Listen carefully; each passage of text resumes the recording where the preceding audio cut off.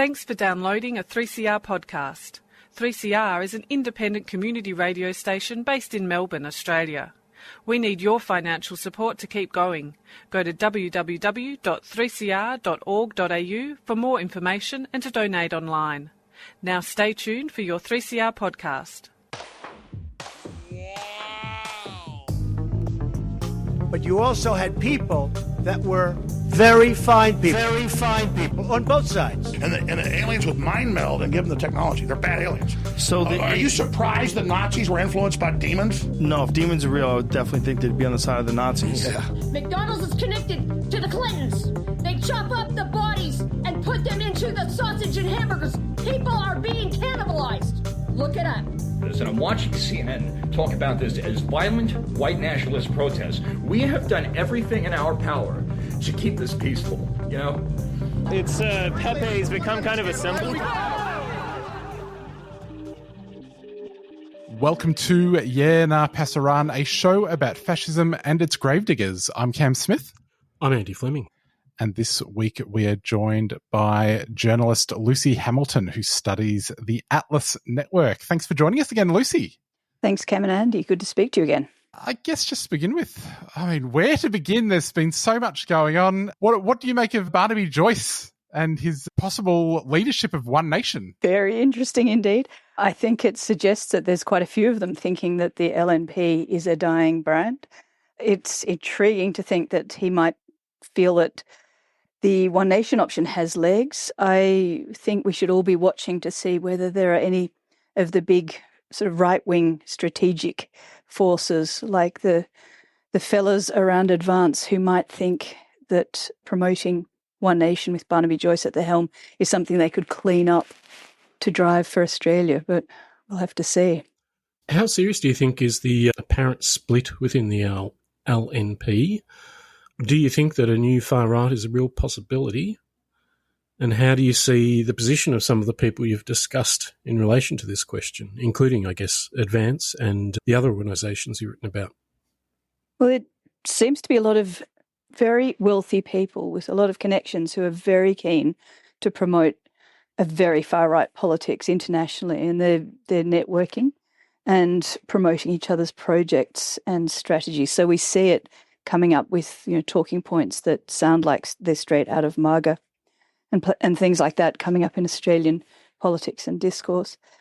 It's you've got really powerful forces on some level with Murdoch, who's I think right entrenched in the national conservatism space, which is part of this on the transnational scale.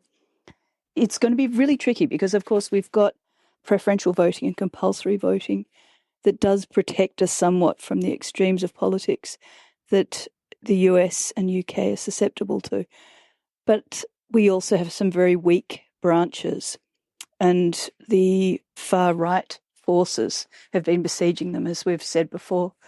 So it does mean that there's that risk with our very broken information space in Australia and our very poor news service that people might end up voting for the kinds of candidates that they don't understand how radical the agenda might be if they win. So I think that's our big risk. But I think there is certainly a heap of energy dedicated to building that in Australia. Compulsory voting, for what it does to keep things in the centre, which is supposed to be the antidote to all of this, if the Overton window is shifted significantly enough, the centre becomes quite a nasty place. Yeah, representative politics when you're representing something as poisonous as the MAGA movement isn't terribly desirable. What do you see from the reform example in the UK in what we're seeing here in Australia? If you look at the research done by Nafiz Ahmed, who writes with the Byline Times, a UK media brand, he says that in around 2012, Steve Bannon was working with Farage to try and forge a kind of Tea Party movement in the UK, which is the proto-MAGA force in America. So there's been a really concerted effort to build around him and Brexit this kind of nativist populist radicalism and intense racism. So the news that came out today was that James Orr, ORR, has been made an official advisor to reform. And he's a serious power player. So he comes out of Cambridge's Faculty of Divinity or Theology, whatever it is, and he is networked throughout this national conservatism, various brandings around the place. So he was the one who was apparently responsible for getting eugenics on the menu at Cambridge. And that process appears to have led to the Alliance for Responsible Citizenship that's headed up by Jordan Peterson, but has sort of Tony Abbott, John Howard, John Anderson, Andrew Hastie, Jacinta Nampijinpa Price, and Amanda Stoker all on the board. And they are there with a lot of really quite powerful forces in this far-right movement. So Orr is on the board with them there. He's also an original signatory to the NatCon statement, which is a collection of some of the forces around this kind of politics. But he's also on the board of the Edmund Burke Foundation, which is the body that drove NatCon. And that is a really interesting force. So I think it probably comes out of Peter Thiel operations. There are a bunch of Catholic authoritarians on that board, but there's also a really strong sort of Israeli settler contingent driving that force. So it's the kind of intellectual or self-styled intellectual end of Christian nationalism. And it's got this very big Zionist contingent of extremist Jewish nationalists as part of that organising strategy. So interesting to see how all that develops. But so Orr's doing all that and is now an official reform advisor. So he's giving a kind of clout, an intellectual sort of veneer to the very nasty populist nativist reform kind of politics. But he's also connecting it overtly instead of unofficially to this huge coalition of forces around NatCon. J.D. Vance looked to be soft-launched as the vice presidential candidate at a NatCon conference. There's a lot of big names there. Lucy, you've written about the LNP and Christian nationalism previously.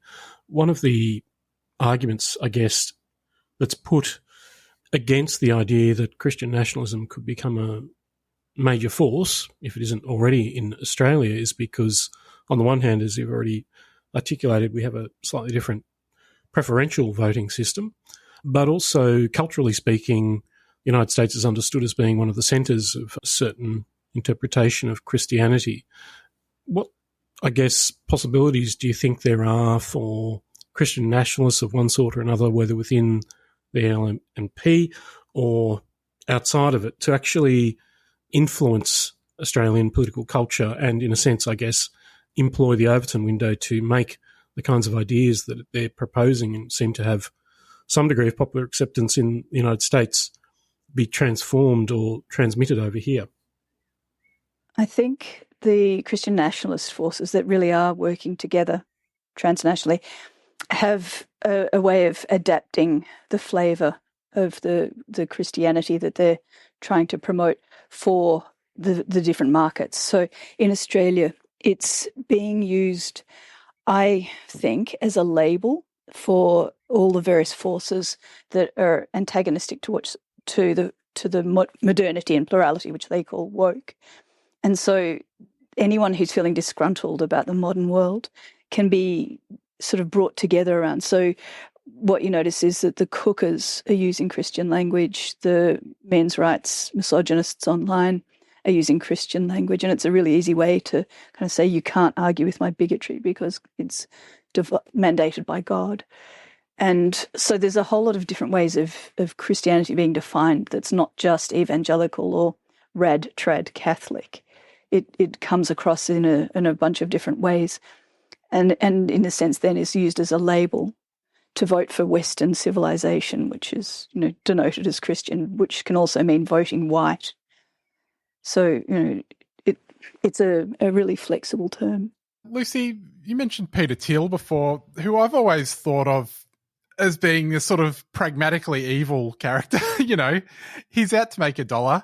And then I discover, oh no, he's giving lectures on the Antichrist. What have we learned about Peter Thiel's relationship with the Antichrist in the last few weeks?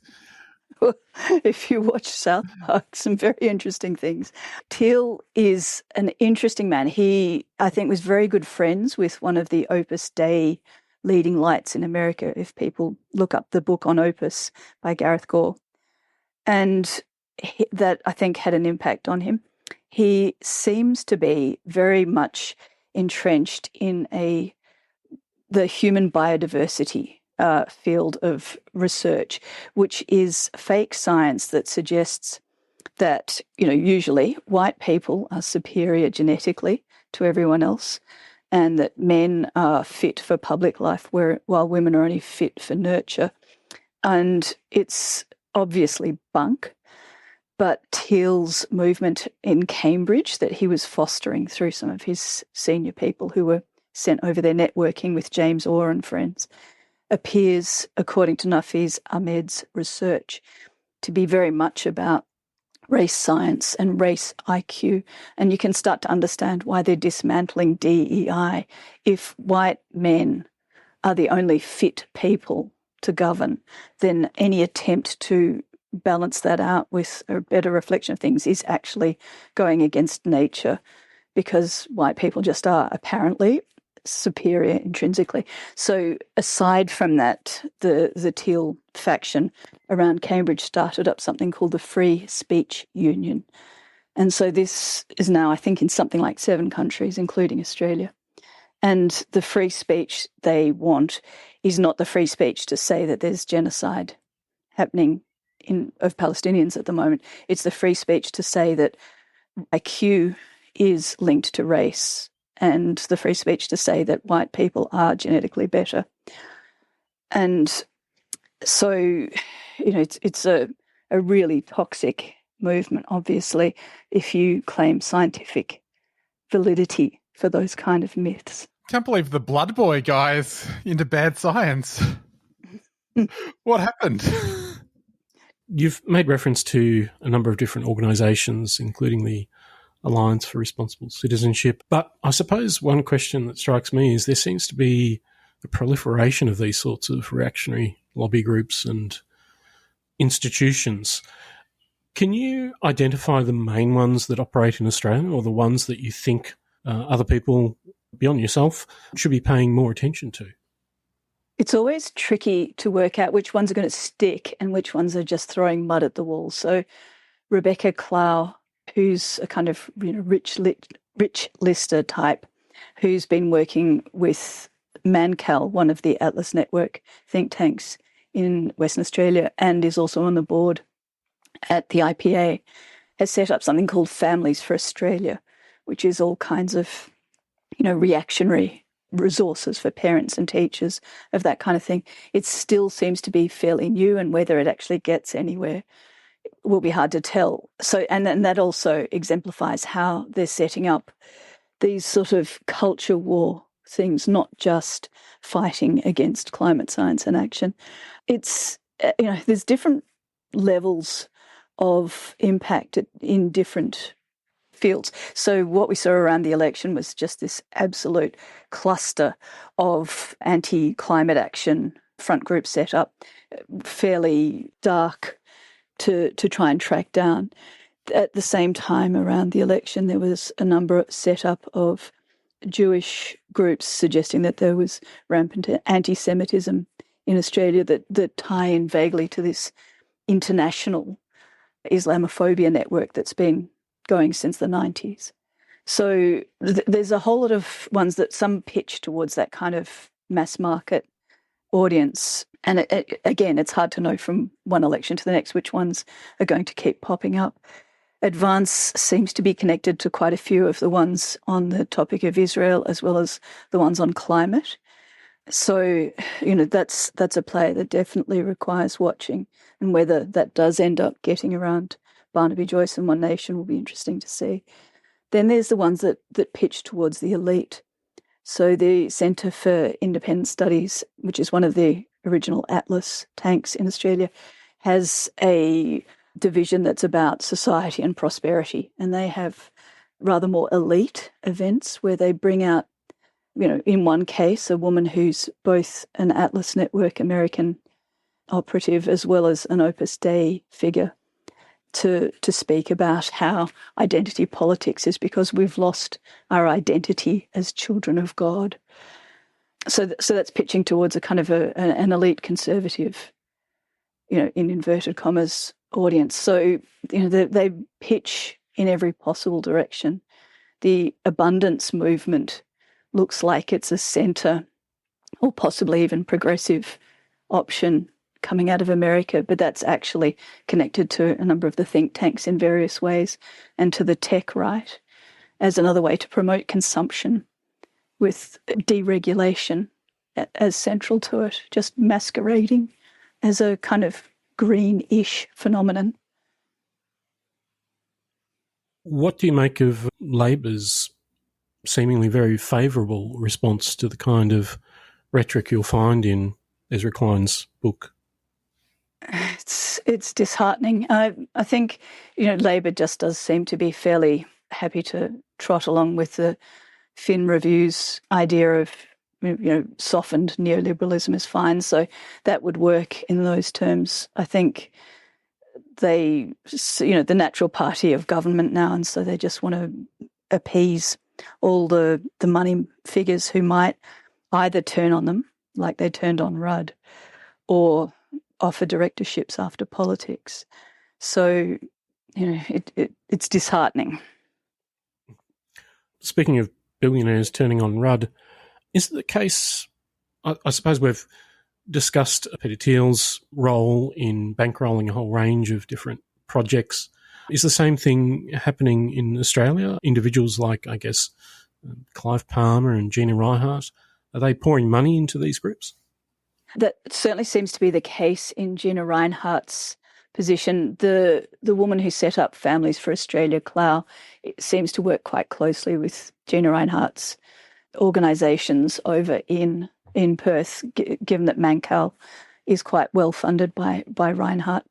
And Clough organised the big 2024 festival called The Road Ahead, which gave Gina Rinehart a great big trophy from the Atlas Society, which is one of the Atlas Network subsets, one of their partners. So it seems to be that there is some money. I'm not sure whether Clive Palmer has a lot going on in this broader sense, but he's got Ralph Babbitt as a Victorian senator who was Clive Palmer's great success after he threw bags of money trying to win influence in politics.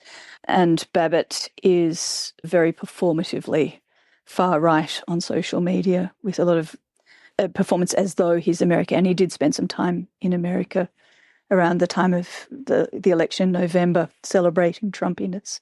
Lucy, could you tell us a bit about groups like Church and State? And I guess, what are their ambitions? Because they seem to be, to me, quite ambitious. But then I think some of the recent wins in the States and even in the UK, people might have thought were a little bit ambitious until they happened. Yes, so Church and State is a group that tries to promote Christian nationalism. So they stage conferences, and they were doing a hell of a lot of them around the election time in Australia, all over the place. They had their big one up, I think, near the airport in Queensland, in Brisbane. The tour this year was called Pulpits Aflame, and they have a lot of the Christian right forces geared there. They're trying to train the people who believe that Christianity should rule the nation in how to be Christians in the civic space, how to expand the vote for these Christian issues. And so they had all kinds of panel sessions, including Robbie Katter on one that was about ending abortion in our generation. So they're not playing around. They really do think that they can actually get rid of abortion. So in America, it took 50 years from the time that the Christian right decided that was the mission they were going to use to fight through to power. and they've very clearly pretty much got there now.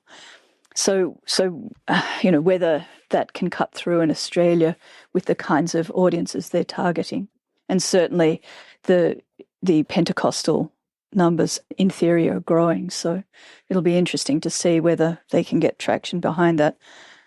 It's scary. Lucy, obviously what's going on now is very important to understand, but I also understand that old mate Tone Abbott has published a book recently about Australia and its glorious history.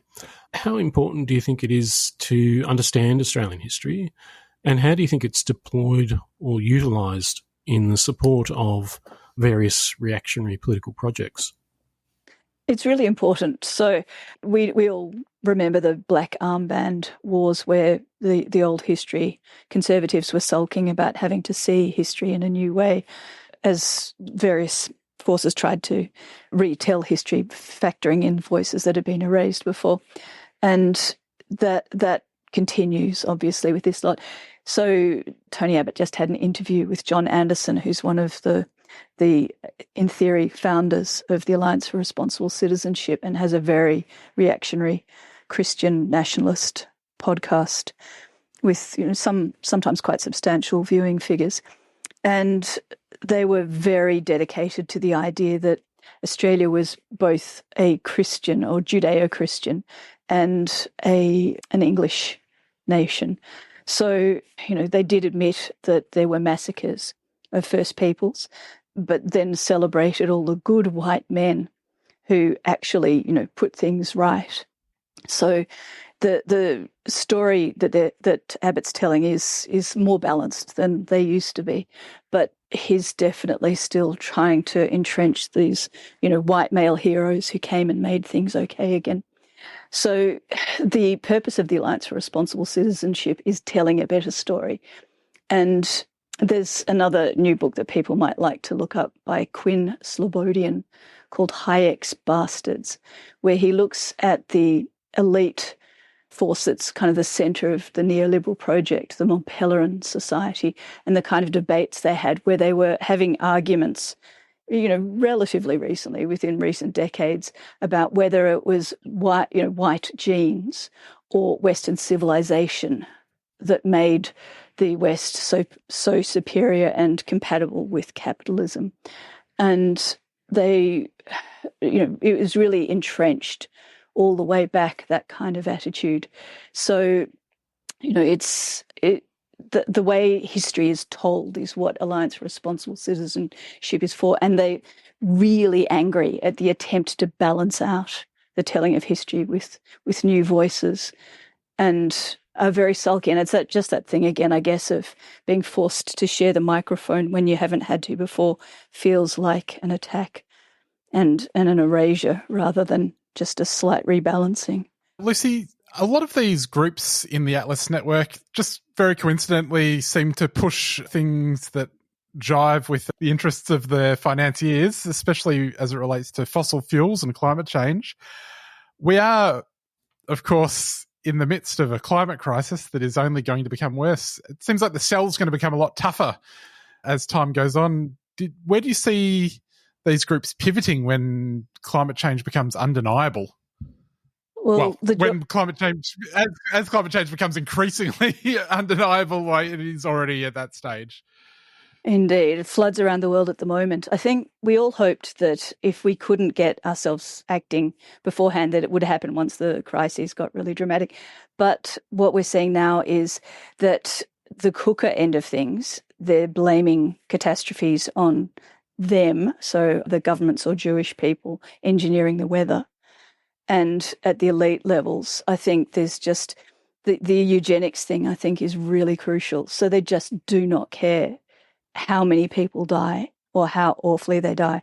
Lucy, speaking of insouciance, one thing that struck me about the August 31st marches for Australia, or White Australia as I prefer to term it, was the fact that a relatively small group of well-known neo-Nazis were able to insert themselves into the leadership of this movement, which attracted the support of many thousands.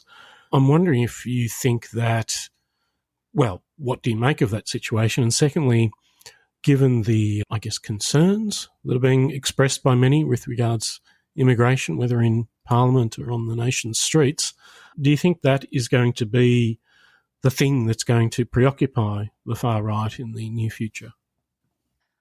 I would imagine it's likely to. The fact is that the climate crisis is going to drive displacement. It's going to do it internally. So, we potentially won't be able to keep up with the rebuilding of houses that's needed when there's too many floods and bushfires taking them out. So if you have mass, accommodation crises in Australia, and then you've got people being displaced from, areas around the world that are unsurvivable, the crisis of competing demands for resources is going to underlie a bonfire that the right is going to delight in inflaming. So I think it's a really worrying combination of forces that's going to make this sort of racism, and then the centrist parties like Keir Starmer in the UK are absolutely jumping on the bandwagon. So one of the key figures around Curtis Yarvin, who's a far right philosopher to the tech right guys, and who's in the Alliance for Responsible Citizenship with our politicians, is Maurice Glasman, who is driving Labor more towards the right. So he operates the sort of new Vision for Labor subset out of one of the ex-Atlas think tanks in the UK, the Policy Exchange, which Alexander Downer's towards the head of. And his vision for Labor is fostered by this heavily fossil fuel funded, protest busting, Islamophobic think tank. So, those sort of forces are quite close to Labor in the UK. So, there's a strong chance they're pretty close to some of those sorts of social conservative forces in Labor in Australia as well. So, I don't think we're going to get much pushback from that going on the kind of model we're seeing now. Hopefully we'll get someone strong who's willing to fight for better stories, which is the Alliance for Responsible Citizenship idea. We need better stories too, but I'm not sure how we get them out there. I don't know how positive a note I thought I was going to end on with a question about what's going to happen with the extinction level event that we're facing. So that's on me. Lucy, on that cheery note, we'll have to leave it there. Thanks so much for coming on the show again. If people want to find you, you are on Blue Sky at lucyham.bsky.social, and people can find your link tree on there with lots of links to articles. Thanks for coming on. Thank you very much indeed. Great to speak to you as always. Well, Andy, that is our program. We will be back next week. See you later. We will. See you then. Standing Together for Public Housing is a campaign to stop the privatisation of public housing. Come to a public meeting at 6 p.m. on the 23rd of October at the Capitol Theatre to have your say on how to maintain and build more public housing instead of knocking it down. 6 p.m. Thursday, 23rd of October at the Capitol Theatre, 113 Swanston Street, Melbourne. For more details, see the Standing Together for Public Housing Facebook page. The Public Housing Campaign is a 3CR supporter.